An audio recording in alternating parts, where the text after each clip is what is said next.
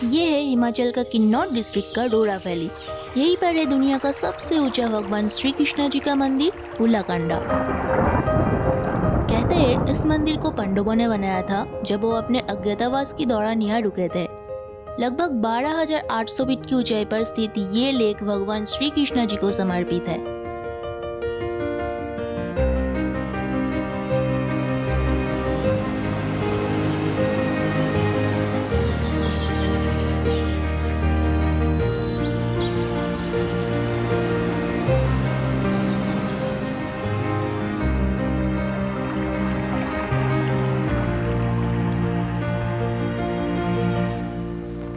मेरे लिए उलाकंडा इंडिया का सबसे अंडररेटेड मानसून ट्रेक था। इस जगह में ना कोई टूरिस्ट नॉइज है, ना आर्टिफिशियल थ्रिल, सिर्फ एक पुरानी कहानी है और है मिट्टी की खुशबू। यह बारिश का हर एक बूंद आपको तोड़ता भी है और जोड़ता भी है। और मैंने सोचा अगर जाना है तो अपने तरीके से जाऊंगी, सिर्फ 3,500 की बजट में फ्रॉम दिल्ली टू दिल्ली। मेरा प्लान सिंपल था कि शिमला से रिकांगपिओ के लिए जो रात की बस जाती है मैं उसी में चढ़ूंगी। सुबह टापरी पहुंच के टपरी से उला खास की बस लेनी है और ट्रेक स्टार्ट करनी है। प्लान सिंपल था, पर कहते ना कभी कभी सब कुछ प्लान के हिसाब से नहीं होता। खास करके प्लान अगर पहाड़ों में चढ़ने की हो, वो भी बारिश की मौसम में, पर शायद उसी में असली एडवेंचर छुपा होता है।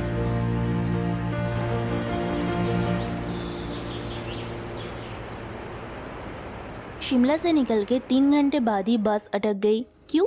क्योंकि रास्ते पर पत्थर गिर गए थे, लैंडस्लाइड। अभी टाइम हो रहा है रात की 2।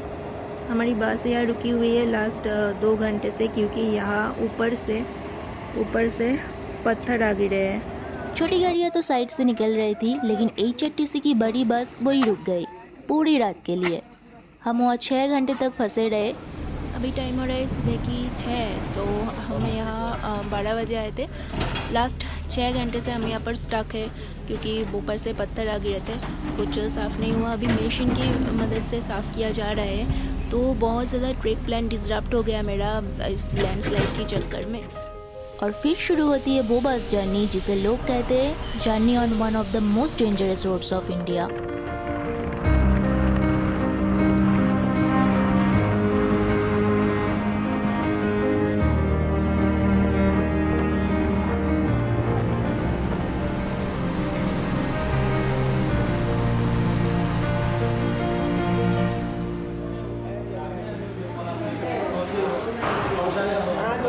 टापरी एक छोटी सी बस्ती हिमाचल की किन्नौर डिस्ट्रिक्ट में। यहीं से एक रास्ता निकलता है उला खास की तरफ। पहली बस सुबह 5 बजे छूटती है और आखिरी बस शाम 4:30 बजे। बीच में हर 1.5 घंटे की गैप पर बस मिल जाती है, भाड़ा 50 रुपए के आसपास। टपरी से निकलने की 1 घंटे बाद बस पहुंचती है बहुत ही रिमोट विलेज उला खास। घड़ी में टाइम हो रहा था दोपहर की 1:30, मतलब उसी दिन प्लान के हिसाब से ट्रेक शुरू करना पॉसिबल नहीं था। उला खास गाँव काफ़ी ऊंचाई पर है। मॉनसून या पोस्ट मॉनसून की टाइम अगर आप यहाँ आएंगे तो आपको दिखेगा एक बहुत ही कलरफुल विलेज, क्योंकि पूरा गांव एप्पल, पीच, आलू बुखारा की पेड़ों से भरा होता है।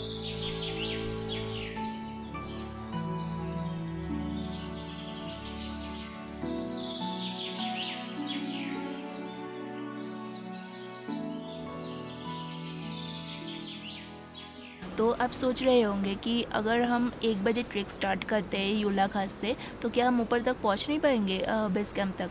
हाँ, शायद आप पहुंच सकते हो। 3-4 घंटे लग जाते हैं ऊपर पहुंचने में, पर मैं वीडियो करते हुए जाऊंगी तो मेरा 6-7 घंटे लग ही जाएगा। और मैं अगर 1 बजे ट्रेक स्टार्ट करती तो पता नहीं कब जगह पहुंचती, अकेले अंधेरा हो जाता, क्या फ़ायदा। इसलिए मैंने सोचा कि ठीक है, एक दिन रेस्ट कर लेती हूँ। कल सुबह निकल जाऊँगी उलाकंडा के लिए, फिर एक्सप्लोर करके उसी दिन नीचे वापस आ जाऊँगी। और खाली मुझे रात की जो टपरी जाने की बस है 6:30 बजे, वो ही लेना है और टपरी पहुँच कर फिर वहाँ से रिटर्न करना है शिमला। या उला खास पे जिस होम स्टे में मैं स्टे कर रही हूँ, आर्यन होम स्टे, वो 700 रुपये ले रहे हैं एक दिन का, एक जन का, और उसमें डिनर और ब्रेकफास्ट इंक्लूडेड है। गांव में काफ़ी होमस्टेस मिल जाते हैं, लेकिन ऑनेस्टली मेरे पास इस गांव में रुकने की ना बजट था ना प्लान, कोई बुकिंग भी नहीं की थी। बस फिर मिल गई मुझे आर्यन होमस्टे की आंटी। उनका प्योर किन्नौरी वुडन हाउस, उनकी हॉस्पिटैलिटी शायद ही कभी मैं भूल पाऊंगी। कई बार जब प्लान्स फेल होते हैं तभी असली कहानियाँ शुरू होती है, क्योंकि अगर रास्ते में लैंडस्लाइड ना होता और बस लेट नहीं होती तो मैं इन लोगों से मिल ही नहीं पाती।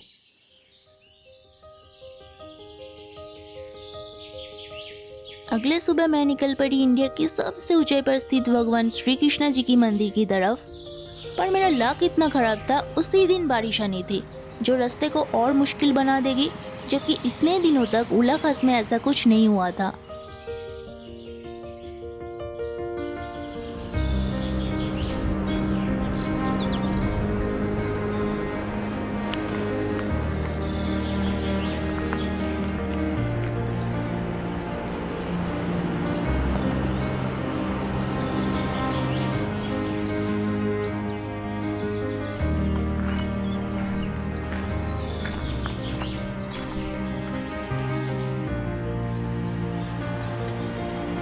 यार ऐसा करते कब पहुंचना है आपने? पता नहीं।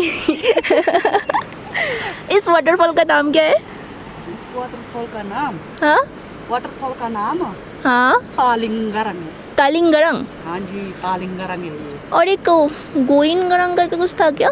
गोइनगरंग तो आगे है। आगे अभी ये धुंध से नहीं दिख रहा है वो तो। कहीं आगे जाके धुंध खुलेगा तभी दिखेगा वो तालिंग वाला। तो ये तो गोइनगरंग है। ये गोइंगरंग है या आगे हाँ, गोइंग? तालिंग है। ये तालिंगरंग है। नहीं, ये गोइनगरंग है। आगे है तालिंगरंग। गरंग मतलब वाटरफॉल। हाँ जी। ये एक पॉइंट है जहाँ से दोनों वाटरफॉल्स एक साथ दिख रहे हैं। ये है गोइनगरंग और वहाँ पर है, शायद दिख रहा है वहाँ पर, दैट इज तालिंगरंग, जो कि सामने जाके और भी प्रोमिनेंट दिखाई देगा। ऐसे मैं वीडियोस बनाते हुए जा रही हूँ तो बहुत टाइम लग रहा है। 1 घंटा हो गया है, अभी भी मुझे नीचे उल्ला खास गाँव जो है वो दिखाई दे रहा है। मतलब आप सोच सकते हो कितना स्लो चल रही हूँ मैं। और एक आंटी जा रही थी, वो भी परेशान हो गई कि अब पहुँचोगे कब, वीडियोस बनाते हुए जा रहे हो, पहुँचने में तो शाम हो जाएगी। 12 kilometres up, 12 kilometres down, total 24 kilometres. और मुझे शाम की 6 बजे से पहले वापस आना है, क्योंकि लास्ट बस यहाँ से टपरी के लिए है शाम की 6:30 बजे। और मेरा बजट कम है, वहाँ पर स्टे करना इज़ नॉट माई ऑप्शन, तो मुझे आज ही नीचे जाना है। जाओ, किसी के साथ साथ जाओ, अभी आगे जंगल भी है। जंगल है सामने, भटकने की चांस तो नहीं है? नहीं, रास्ता तो नहीं।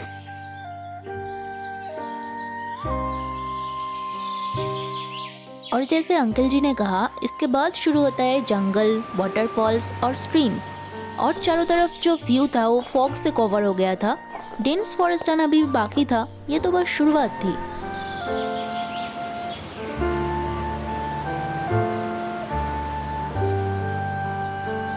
उला खास गांव से लगभग 2.5 किलोमीटर ट्रेकिंग के बाद एक छोटा सा गांव आता है, वुलडांग। और वुलडांग से आगे शुरू होता है असली डेंस फॉरेस्ट।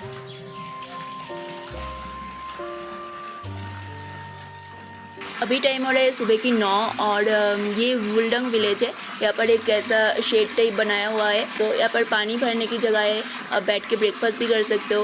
ब्रेकफास्ट मैंने पैक करके लाया है होम स्टे से, उसके साथ ये खुरमानी मिला मुझे रास्ते में। ये होगा मेरा ब्रेकफास्ट, रोटी सब्जी एंड ये फ्रूट।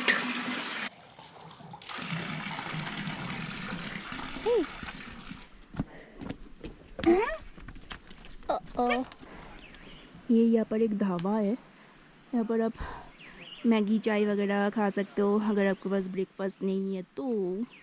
पर मेरे पास तो ब्रेकफास्ट है, सो आगे बढ़ते हैं। वुलडांग से निकलते ही आपको बहुत सारे कैंप साइट्स दिखाई देंगे। मतलब जो लोग एक ही दिन में पूरा ट्रैक नहीं करना चाहते वो इन कैंप साइट्स में रुक के स्टे कर सकते हैं।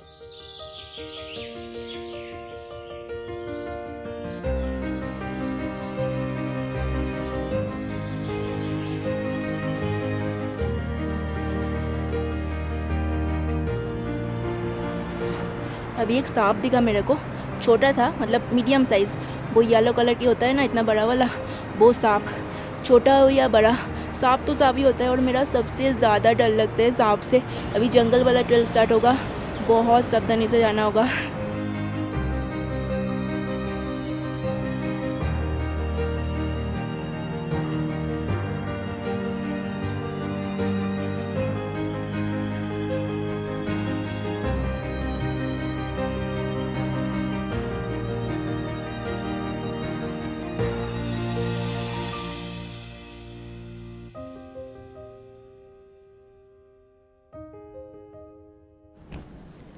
फॉरेस्ट देख रहे हो, बिल्कुल डेंस फॉरेस्ट है। I am like super tired right now. Glasses भी फॉगी हो रहा है। अभी तक वो 8 किलोमीटर की एंड में जो कैंप साइट है वो नहीं आया है अभी तक, और उसके बाद 4 किलोमीटर की और स्टीप चढ़ रही है। फिर मैं वापस कब आऊँगी? 6 बजे से पहले वापस आना था, 6:30 बजे लास्ट बस है। फॉरेस्ट इतना डेंस है, सूरज की रोशनी नहीं आती, ऊपर से 1-2 बूंदे बारिश जो गिर रही हो गए, उसके चक्कर में सब कुछ ऐसे कीचड़ जैसा हो गया है। और ये हाथ में मेरा कुछ तो काटा है। ये भोजपत्र की पेड़ है, मतलब इसकी जो छाल है, इस छाल के ऊपर पुराने ज़माने में हमारे जितने भी पुराण या फिर वेद की किताबें हैं, इस छाल के ऊपर लिखा गया था। और ये छाल ऐसे ही नीचे पड़ा हुआ है, तो मैं ये एक उठा लेती हूँ एज अ मेमोरी।